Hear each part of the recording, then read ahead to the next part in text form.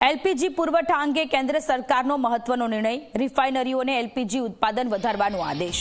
LPG supply હવે ટોચની પ્રાથમિકતા પર રહેશે। ઘરેલું એલપીજી વિતરણ પર વિશેષ ધ્યાન આપવું પડશે। ઘરેલું એલપીજી સિલિન્ડરના બુકિંગ નિયમોમાં ફેરફાર। 2 ગેસ સિલિન્ડર વચ્ચે 25 દિવસનું અંતર ફરજિયાત। બીજો સિલિન્ડર 25 દિવસ પછી જ બુક કરી શકાશે। હોસ્પિટલ, સ્કૂલોને એલપીજીના પુરવઠામાં પ્રાથમિકતા મળશે। હોટલ ઉદ્યોગોના ગેસ સપ્લાય માટે હાઈ લેવલ સમિતિ મળી રહી છે। તો ઘરેલું એલપીજી સિલિન્ડરના બુકિંગના નિયમોમાં ફેરફાર કરવામાં આવ્યા છે।